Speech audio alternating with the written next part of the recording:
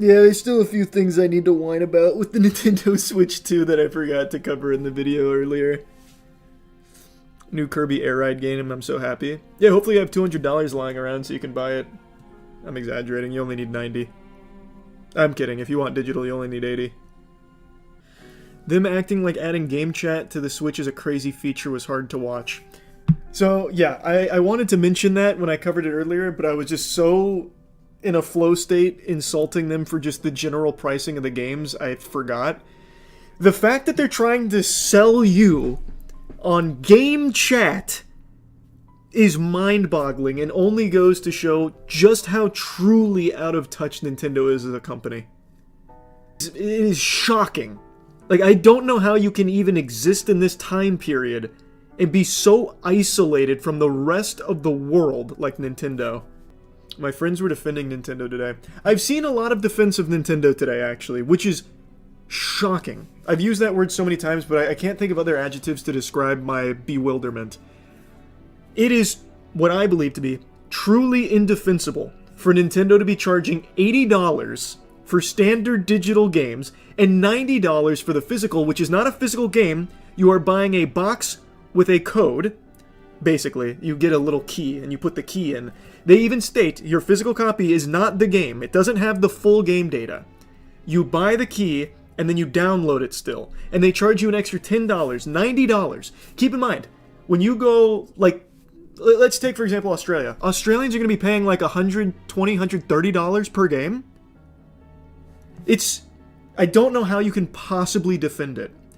Now, of course, it's not all games, but it seems like it's every first-party game. So Mario Kart and Kirby are both confirmed to be $80. And I think the trend is going to be every first-party title for Nintendo, which is what you're buying a Switch for mainly, is going to be $80. It's also 144 CAD. Oh my god. That's sickening.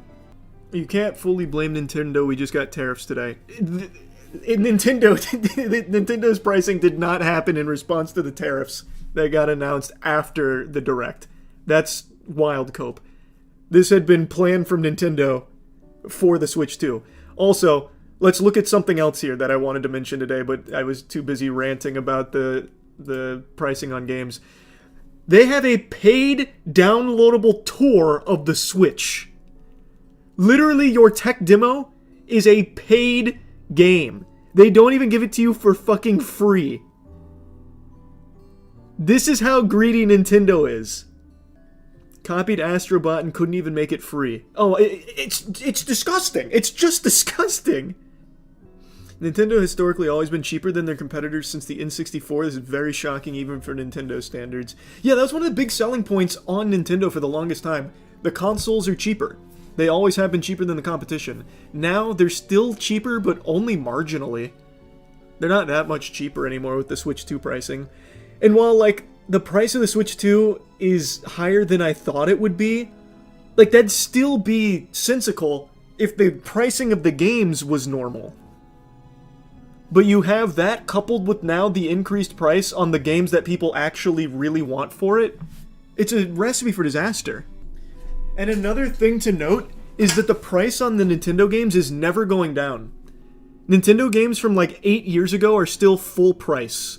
So these $80 games like Mario Kart or Kirby, they will stay $80 for fucking ever. So you're never going to get it for cheaper unless you're pirating it.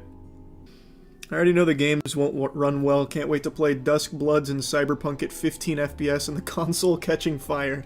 I'm willing to give the benefit of the doubt based on the specs that the Switch 2 is going to run fine. I know that's crazy, like that's probably a super hot take. I think it'll probably run fine. I really do. I've been very optimistic on the hardware for the Switch 2. NES games were $45 in 1990, which is equal to $115 to $120. It's really not that crazy. We've gone up to 80 from being at 60 for decades. See, I've seen this cope a lot. Why are you okay swallowing shit? What is it about Nintendo's ass that makes their poop taste so good to eat? It didn't need to be increased, and it definitely didn't need to be increased to $90 for something that's not even a physical game. There's just no justifying it. There isn't, no matter how you spin it. You can go back to like the NES and say like $45 back then if you account for inflation. That's your prerogative. But that fails to take into account the rest of the industry right now. Nintendo is the most expensive games now. And they are also the weakest games. Literally, objectively, the weakest games. Like, in terms of, like, hardware and performance. It was entirely unnecessary. And another thing worth noting, in the 90s, there wasn't digital downloads. You had to actually go physically produce that shit and put it on the shelves. Now, it's $80 for a digital download. It's not this one-to-one comparison that you think it is. So you can, like, put your ass in the air all you want for Big Daddy Nintendo to come pound it and defend them till the cows come home, but it's not a good comparison. Physical copies of the game work again. You pay $90 for some of the games for the physical copy, and what you get is a key. It doesn't have the full game. They specify it does not have full game data. So what you do is you then take that, you put it in the Switch 2, and it downloads the full game data. It gives you permission to download the full game via the internet. So you own nothing. You literally own nothing. You cannot own any of your games on the Switch. Not all physical copies are like that. Some Switch 1 games already do that. I know some Switch games already do that, and I know it's not for every game, I guess. I was getting a little too doom and gloom on it. But the fact that it's for some of their biggest games is still a huge problem. I don't care if we eliminate physical games. You keep saying they can take them away, but why would they? For real, there's no reason to suggest they would just confiscate a game. Okay, Matt, go ahead and hop on Concord real quick. And when you're done with Concord, go ahead and hop on the Culling. Tell me how much fun you have on there. What about Defiant? X-Defiant. You mind hopping on there real quick, Matt? Tell me what's going on. And then when you're done with that, what about Jump Force?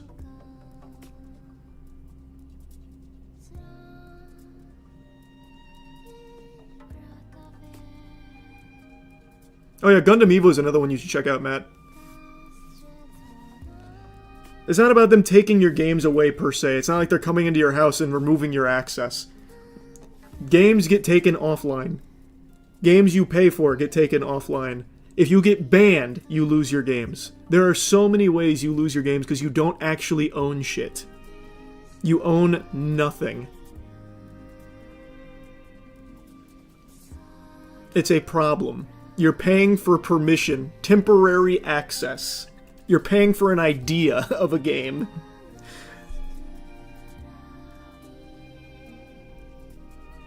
No, Switch 2 is still going to sell extremely well. Nintendo cannot fail, and they know that. Oh, sweet. Thanks, Plaz. There is nothing Nintendo can do that would actually ruin them or make them reconsider. I'm sure the Switch 2 will get emulated at some point. Oh yeah, and an extra $10 for physical seems to be confirmed as well. It's just what's not confirmed is how many games are going to be the code in a box physical. But the price seems to be $90 for physical.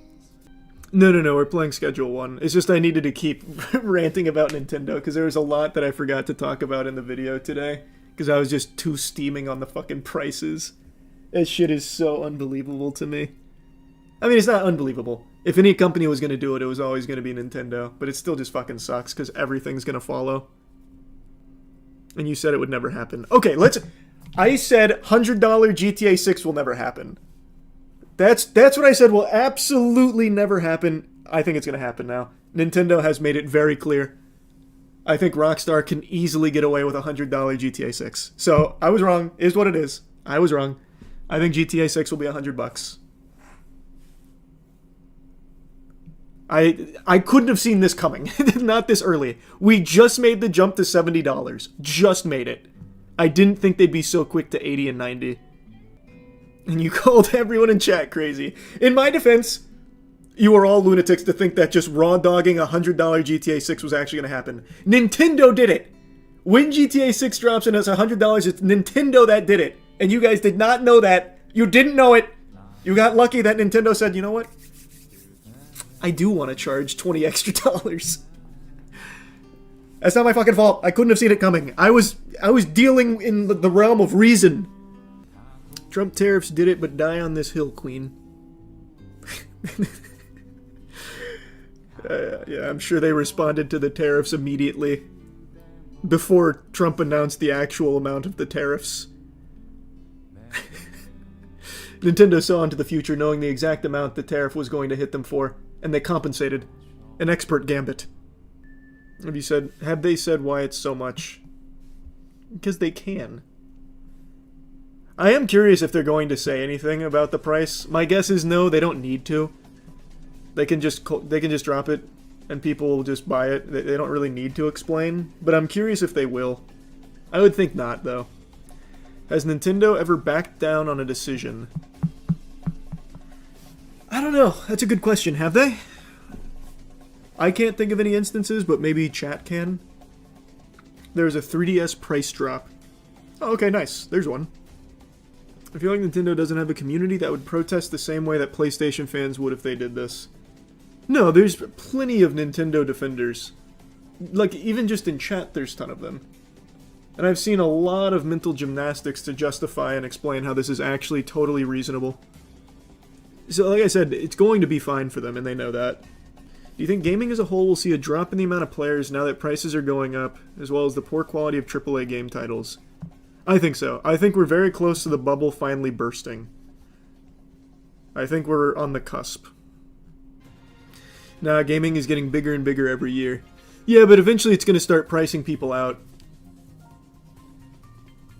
I think the bigger games are going to be indie games going forward. As $80 and $90 games become more and more common, I think more and more people are going to turn to indie gaming. Like, I don't think the amount of gamers is going to start decreasing anytime soon. He asked about AAA gaming, right? Am I misremembering? Didn't he say AAA? Yeah, he said AAA. Do you think Sony will respond to the announcement with maybe some plans for a Bloodborne remaster or a remake? It's crazy how anything that happens in gaming is immediately like, well, what does this mean for Bloodborne? Do you think we're going to see something from Bloodborne? I'm sorry to say, Peyton, I don't think so. The only thing we might see from Sony as a response to this is them increasing the price of their games. It's not going to be good news. There's nothing good that comes from this.